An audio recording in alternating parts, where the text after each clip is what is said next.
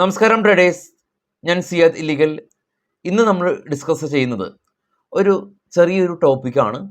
നമുക്ക് എല്ലാ ആളുകൾക്കും സ്റ്റോക്കിൽ ഇൻവെസ്റ്റ്മെൻറ്റ് നടത്താനും അതിൽ നിന്ന് പ്രോഫിറ്റ് എടുക്കാനും ഒരുപാട് ഇഷ്ടമുണ്ട്, താല്പര്യമുണ്ട്. പക്ഷേ ഇത് വളരെയധികം ഡിഫിക്കൽട്ടായിട്ടുള്ളൊരു ടാസ്ക് ആണെന്ന് നമുക്ക് എല്ലാ ആൾക്കാർക്കും അറിയാം. പല ആളുകളും സ്റ്റോക്കിൽ ഇൻവെസ്റ്റ്മെൻറ്റ് നടത്തുന്നത് പല പല ക്രൈറ്റീരിയാസ് വെച്ചാണ്. ഈ ക്രൈറ്റീരിയാസ് എല്ലാം തന്നെ മീറ്റ് ആകുമ്പോൾ മാത്രമാണ് നല്ല ഇൻവെസ്റ്റേഴ്സ് എല്ലാം തന്നെ ഇൻവെസ്റ്റ്മെൻറ്റ് നടത്തുക.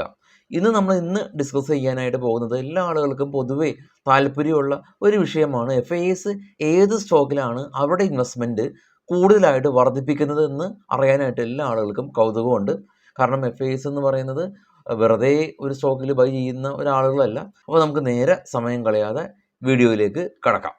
നമ്മൾ നേരെ സ്ക്രീനറിലേക്ക് വന്നു. സ്ക്രീനറിലാണ് ആക്ച്വലി പല ഇൻവെസ്റ്റേഴ്സും നല്ല നല്ല സ്റ്റോക്കുകളെ പിക്ക് ചെയ്യാനായിട്ട് അവർ ഉപയോഗിക്കുന്ന ഒരു പ്രധാന ഒരു വെബ്സൈറ്റാണിത്. സ്ക്രീനറിൻ്റെ പരസ്യമൊന്നുമല്ല, എല്ലാ ആളുകളും ഉപയോഗിക്കുന്നതാണ്, എല്ലാ ആൾക്കാർക്കും അറിയാം ഈ ഒരു സ്ക്രീനറിൻ്റെ ഒരു പ്ലാറ്റ്ഫോം. അപ്പോൾ സ്ക്രീനറിൻ്റെ പ്ലാറ്റ്ഫോമിൽ നമ്മൾ ഇവരുടെ ഈ ഒരു സ്ക്രീൻസ് എന്ന് കാണാം.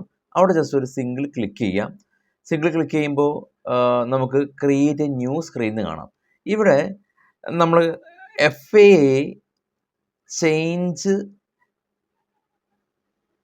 FIA ഹോൾഡിംഗ് ഇൻക്രീസ് ആ ഒരു ക്രൈറ്റീരിയ ആണ് നമ്മൾ നോക്കുന്നത്. അപ്പോൾ change in FIA holding just ഒന്ന് ക്ലിക്ക് ചെയ്യാം. അപ്പോൾ change in FIA holding click ചെയ്യുമ്പോൾ ഗ്രേറ്റർ ദാൻ ഒരു 3% എന്ന് കൊടുക്കാം. അപ്പോൾ ഇവിടെ അതിനുശേഷം നമുക്ക് ഇവിടെ റൺ ദിസ് ക്വയറി എന്ന് കൊടുക്കുമ്പോൾ ഏകദേശം FIAs അവരുടെ സമയത്ത് അവരുടെ ഇൻവെസ്റ്റ്മെൻറ്റ് 3%, ഇപ്പോൾ ഇവിടെ നമുക്ക് 3%ആണ് കൊടുത്തിരിക്കുന്നത്. 3%-ലേക്കാൾ കൂടുതൽ അവരുടെ ഇൻവെസ്റ്റ്മെൻറ്റ് വർദ്ധിപ്പിച്ച സ്റ്റോക്കുകളുടെ ലിസ്റ്റ് ഇവിടെ കാണാൻ സാധിക്കും. ഇവിടെ 3 മാറ്റി, ഇപ്പോൾ ഇവിടെ എത്ര കമ്പനീസാണ്? 59 കമ്പനീസ്. 3 മാറ്റി ഞാൻ 5 ആക്കുമ്പോൾ സ്വാഭാവികമായിട്ടും കമ്പനികളുടെ എണ്ണം കുറഞ്ഞേക്കാം. 32 ആയിട്ടുണ്ട് അല്ലേ? അപ്പോൾ പല ആളുകൾക്കും, ചില ആളുകൾക്ക് 5 മാറ്റാം, 3 ആക്കാം, പല പല ക്രൈറ്റീരിയാസ് ഇടാം.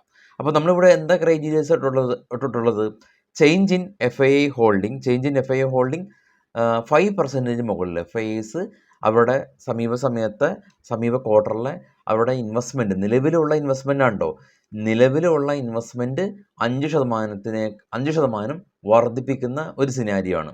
ഇവിടെ ശ്രദ്ധിക്കേണ്ടത് FIAsന് ഏറ്റവും കൂടുതൽ ഹോൾഡിംഗ് ഉള്ള കമ്പനികളിൽ അല്ല നമ്മൾ ഐഡൻറ്റിഫൈ ചെയ്യുന്നത്.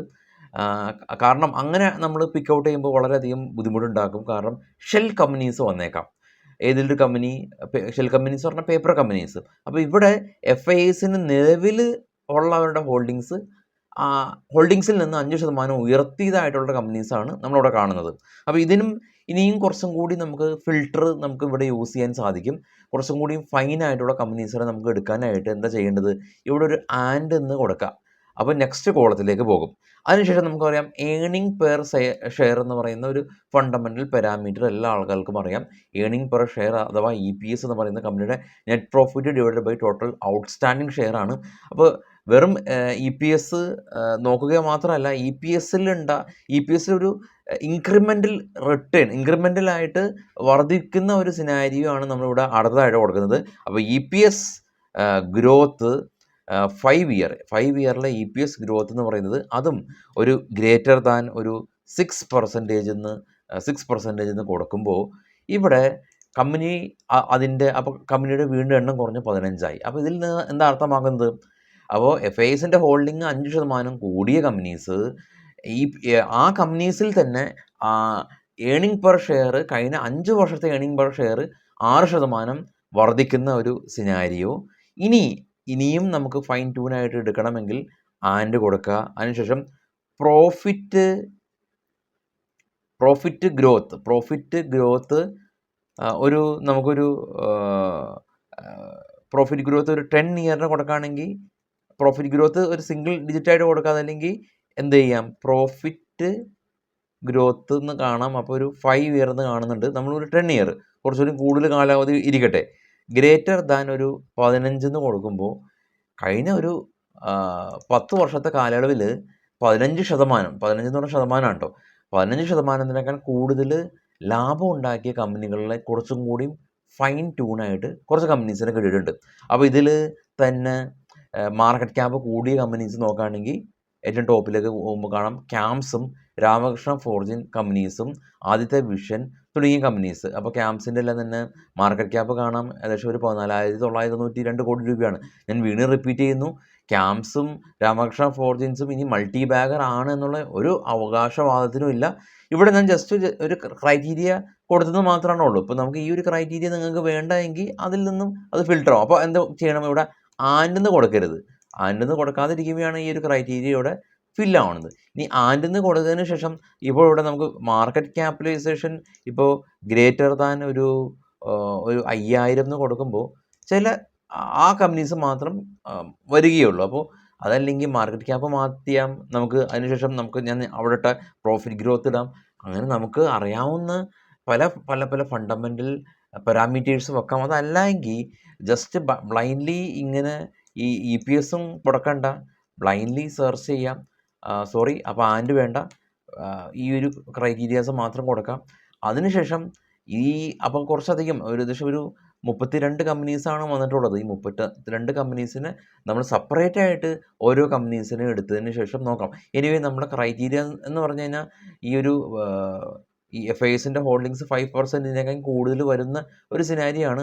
നമ്മൾ ജസ്റ്റ് ഒരു സിസിലോൺ എനർജിയിൽ നോക്കിയതിന് ശേഷം ഇവിടെ നമുക്ക് ഇൻവെസ്റ്റേഴ്സിൻ്റെ ആ ഒരു ടാബിൽ പോയി FISൽ ക്ലിക്ക് ചെയ്യുമ്പോൾ കാണാൻ സാധിക്കുന്നുണ്ട് 17%. അപ്പോൾ സെപ്റ്റംബർ 23, ഡിസംബർ 23. അപ്പോൾ നമ്മൾ കാണുന്നത് Q3യിലാണ്.